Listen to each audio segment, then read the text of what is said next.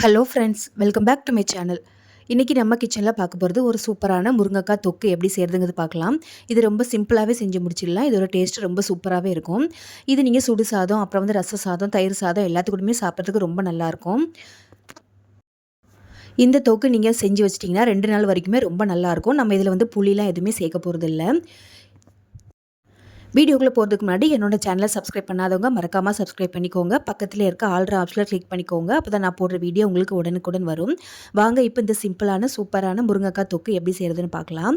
அதுக்கு கடாயில் வந்து தேவையான அளவுக்கு எண்ணெய் ஊற்றிக்கோங்க. ஒரு 4லேருந்து 5 டேபிள் ஸ்பூன் அளவுக்கு ஊற்றிக்கோங்க.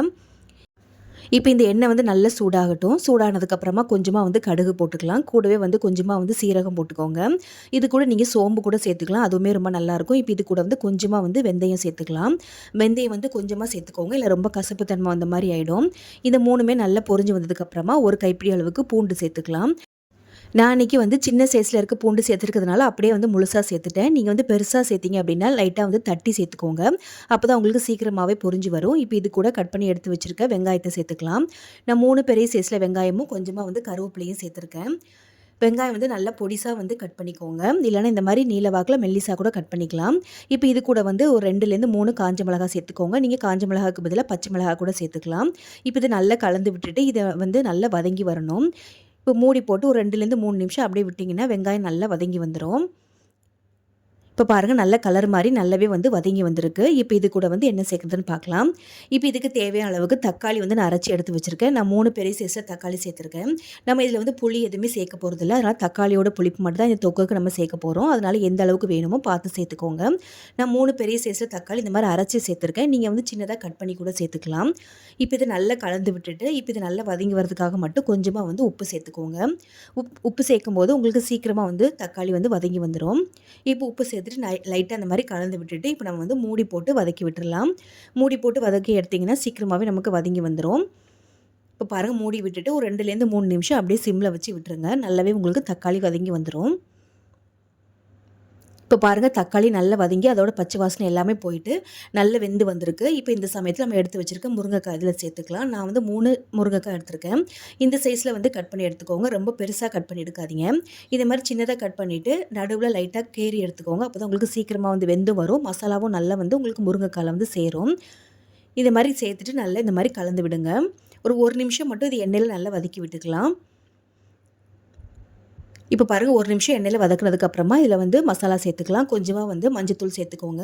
கூடவே வந்து குழம்பு மிளகாத்தூள் ஒரு 3 டீஸ்பூன் அளவுக்கு சேர்த்துக்கோங்க. நான் வீட்டில் அரைச்ச குழம்பு மசாலாத்தூள் தான் சேர்த்துருக்கேன். அதனால் கொஞ்சம் காரம் கம்மியாக தான் இருக்கும். 3 டீஸ்பூன் அளவுக்கு கரெக்டாக இருக்கும். இதுக்கப்புறம் வந்து காரத்துக்காக கொஞ்சம் தனி மிளகாத்தூள் சேர்த்துக்கோங்க. நமக்கு குழம்பு தூளில் கொஞ்சம் காரம் கம்மியாக இருக்கிறதுனால தனி மிளகாத்தூள் கொஞ்சம் சேர்த்துக்கலாம். ஒரு 2 டீஸ்பூன் அளவுக்கு சேர்த்துக்கோங்க. கூடவே வந்து கொஞ்சமாக வந்து பெருங்காயத்தூள் சேர்த்துக்கலாம். சேர்த்துட்டு இப்போ இந்த தொக்குக்கு தேவையான அளவுக்கு உப்பு சேர்த்துக்கோங்க. நம்ம ஏற்கனவே வதக்குறதுக்கும் சேர்த்துருக்கோம். அதனால் பார்த்து சேர்த்துக்கோங்க. இப்போ இந்த மசாலா வந்து எண்ணெயிலே நல்லா வதங்கி வரட்டும். ஒரு நிமிஷம் மட்டும் நல்லா வதக்கி விடுங்க.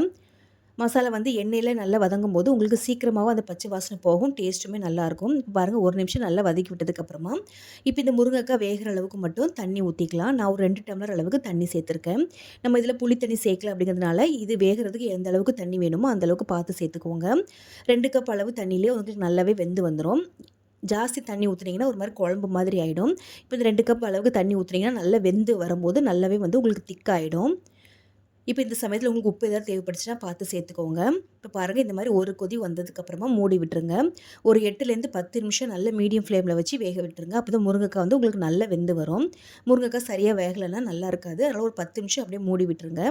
இப்போ பாருங்கள் ஒரு 10 நிமிஷம் கழித்து பார்த்தீங்கன்னா நல்லாவே வெந்து வந்திருக்கும். சூப்பராகவே வெந்துடுச்சு. இப்போ இதை நல்லா கலந்து விட்டுட்டு இப்போ இது கூட வந்து லாஸ்ட்டாக வந்து கொத்தமல்லி இலையும் கருவேப்பிலையும் சேர்த்துக்கலாம். இப்போ நம்ம சேர்த்துருந்த தண்ணியெல்லாம் கூட நல்லா வேகும்போது நல்லா இந்த மாதிரி திக்காகவே தொக்கு பதத்தில் கரெக்டாக இருக்குது. இப்போ கருவேப்பிலை கொத்தமல்லி எல்லாம் சேர்த்துட்டு நல்லா மிக்ஸ் பண்ணி விடுங்க. இப்போ நல்லா கலந்து விட்டுட்டு கடைசியாக வந்து ஆஃப் பண்ணும்போது கொஞ்சமாக வந்து மிளகுத்தூள் போட்டுக்கலாம். நீங்கள் என்ன தான் வந்து காரம் இதில் சேர்த்தா கூட இந்த மிளகுத்தூள் லாஸ்ட்டாக போட்டு இறக்கும்போது டேஸ்ட்டு ரொம்ப நல்லாயிருக்கும். சாதத்தை கூட போட்டு சாப்பிடும்போது ரொம்பவே சூப்பராக இருக்கும். இப்போ மிளகுத்தூள் சேர்த்துட்டு நல்லா கலந்து விட்டுட்டு இப்போ வந்து அடுப்பை ஆஃப் பண்ணிவிடுங்க. அவ்வளோதாங்க, ரொம்ப சிம்பிளான ஒரு தொக்கு தான். ஆனால் டேஸ்ட்டு அட்டகாசமாக இருக்கும். சாதம், சப்பாத்தி, பூரி, இட்லி, தோசை எல்லாத்துக்கூடயுமே சாப்பிட்றதுக்கு ரொம்ப நல்லாயிருக்கும். கண்டிப்பாக ட்ரை பண்ணி பாருங்கள். இந்த வீடியோ உங்களுக்கு பிடிச்சதுன்னா மறக்காமல் லைக் பண்ணி ஷேர் பண்ணிக்கோங்க. உங்களோட ஃப்ரெண்ட்ஸ் அண்ட் ஃபேமிலிக்கும் கண்டிப்பாக ஷேர் பண்ணுங்கள். என்னோட இன்ஸ்டாகிராம் ஐடியும் கண்டிப்பாக ஃபாலோ பண்ணிக்கோங்க. தேங்க்ஸ் ஃபார் வாட்சிங்.